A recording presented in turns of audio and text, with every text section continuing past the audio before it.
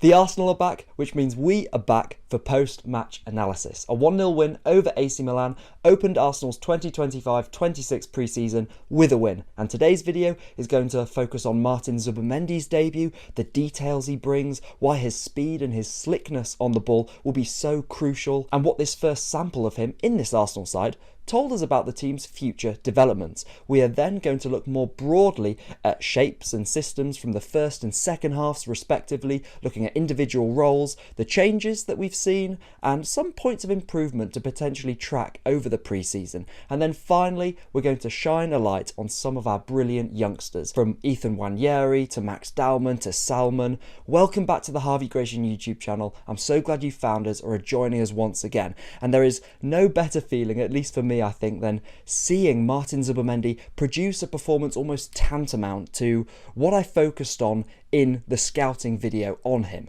I'm talking about wraps into pockets, little slips in and around the box, darts into open space, first time passes.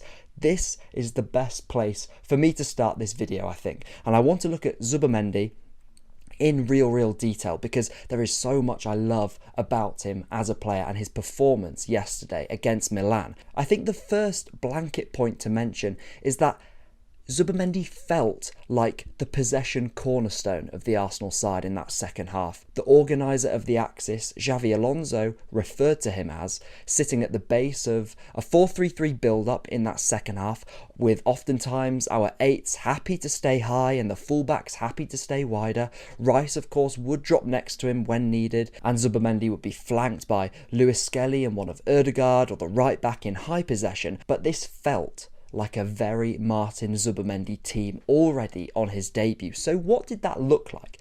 We're going to get used, I think, very used to him breaking lines, of course, especially those wraps into the high right pocket. But one of his more sneakier skills is how he constantly adjusts his position higher up the pitch, oftentimes inside the block. And here you can see how that sets up little bursts on the dribble. Here he wriggles past Rafa Leao, or possibly his best moment of the game in this example, he sees gaps like this to drive into all the time, and his Sociedad battery mate Merino knocks it into him. And when he's driving a little bit like this in the pockets, Zubimendi is really incisive and he slips in Reiss Nelson. Zubimendi's comfort, I think, operating both on the left and right is a massive bonus, of course, for that left hand side. And on the right hand side, the impetus that he showed and gave us was no different. A first timer here to bring in Max Dowman and take advantage of the little window created for us, allowing Dowman to build up some speed, attack, duck and drive inside, get his shot off, whilst the AC Milan backline are backpedaling. He may not have the unstoppable whip, Martin Zubimendi, but little clips like this in behind a defence and that comfort operating high and under pressure, or little runs like this into gaps that we haven't been used as Arsenal fans for our number 6 making under Mikel Arteta, and it's something that we're going to grow to really like under Zubimendi.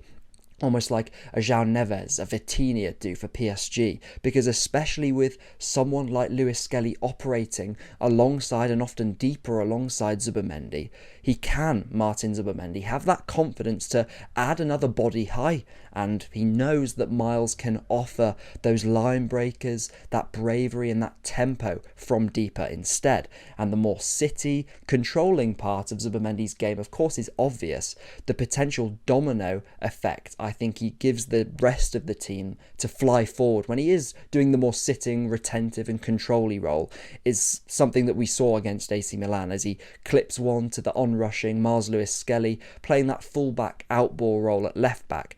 Martin Zubimendi's imprint on this team was immediate. Let's zoom out again though, moving through the first and the second halves in terms of those shapes and templates that Mikel Arteta deployed. In both halves, Rice was allowed to drop, give us some thrust and drive from the base alongside the number 6, and I think sometimes it is simple as having fully ready players in terms of a physical point of view, chomping at the bit again, as Rice here fires it into Saka. White flies on the outside, and that combination, White and Saka, felt just as penetrative, full of synergy and different ideas that we've come to love and know over time. But in that first 45 minutes, if we're circling back round, of course there were constant rotations and adjustments, as we always do, but our base shape in that first half was this diamond that we have seen before, with Zinchenko from left back moving into that left centre mid role, pushing Reiss to the tip of the diamond, but also able to stay lower when Calafiori wanted to probe from left centre-back and Zinchenko would take some of the deeper touches.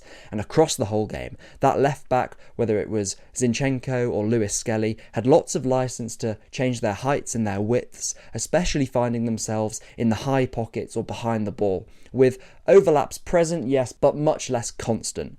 White, on the other side, was ready always to dash on the outside, and higher up we'd often seen him holding the width like this, and Saka and Nwaneri, which was a really good sign this, were often doubling up centrally in the pockets, which got Saka playing in dangerous zones like this, and gave Nwaneri a bit more of the freedom to float, you feel. Certainly that lateral licence to add a number towards the left, and those sharp spins and those backlifts around the box are of course so dangerous for Nwaneri.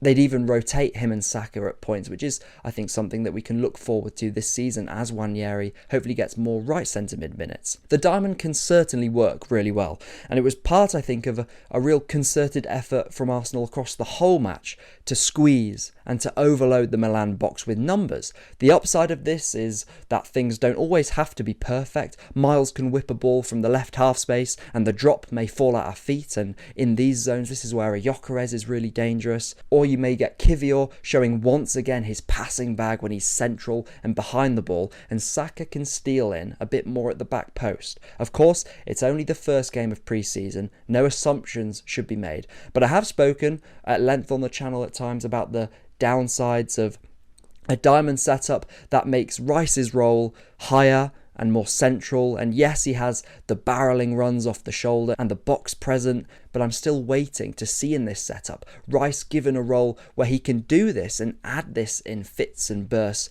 but can also hit some more killer balls from deep, maybe further across to the right hand side, and that's something I'm still waiting to see. But the template I do like in this setup, I really do like, is when we are in the build-up, the opponent are pressing a bit higher, Saliba fires one through to the shifty Nwaneri, who opens that passing lane up to Rice to carry us on the up.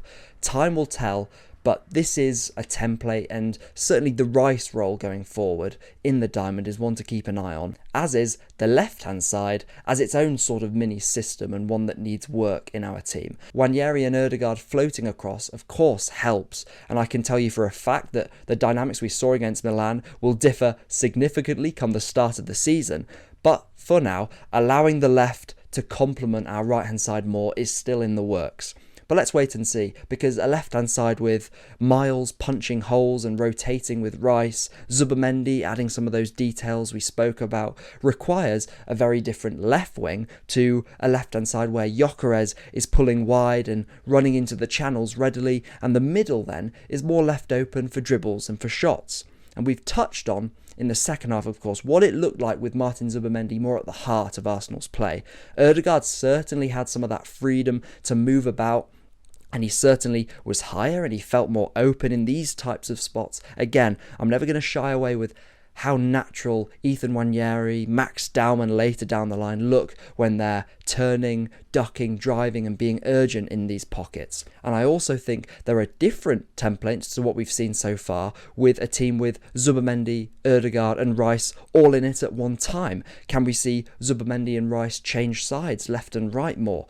Ethan's minutes that will only grow closer to the middle are on the rise, yes, but there's also the real prospect with him certainly looking sturdier, I think now, and more physically ready, of him playing a false nine role, giving us some of that Jesus type value in that partnership with the centre forward. Again, let's see how things develop. Obviously, we could talk all day and pick out different individuals. Saliba, for example, had two outrageous shutout jobs, recovering back towards goal, coming across on Rafa Leao 1v1, looking so unfazed. And I think with Saliba, how many high touches he had could be something that is a point of interest this pre-season. With Zubamendi in the team, he's going to shift higher inside the pockets. That left a lot of room for Saliba to really squeeze the team forward. And I think with the box flooded and with Saliba one of a number of people in our backline so imperious, running back and recovering back towards our own goal, we may see a bit more risk this season. And certainly I hope so, a bit more risk this season in terms of maybe losing a body at times in our rest defence here and there. That might be a Gabriel Hines, the new assistant coach thing. This might be something Arteta actively changes himself, because it felt deliberate yesterday how willing we were to squeeze AC Milan, even with Leao, Loftus-Cheek, Pulisic, Chukwueze on the break. In these positions as well, someone like Calafiori is really going to come to the fore against that settled block where he's allowed to be a bit more of a disruptor from left centre-back or left-back. We've spoken about Nwaneri already and also about Myles Lewis-Skelly, but let's finish with Salmon and Dowman. I'll start with the latter because I think one thing you can say about all of our talented youngsters is how they demand the ball as soon as they get on the pitch. They want to leave their imprint, to create something. As you know, I'm always going to be careful about speaking about a 15-year-old or two 15-year-olds at that, and I'm not going to go overly in depth, and we need to give them time to grow and develop. But seeing how quickly Max Dowman, for example, with his back to goal can roll, get into stride and start driving against a defence so quickly, so fluidly. He's already operating at such a high speed, getting defenders to question their timing and to take him down and ride contact so elegantly. Like, what? It's completely ridiculous. And then for Marli Salmon, he already feels like someone who could be hurtled at in the press and would spin out with the composure, the close control and the speed of William Saliba.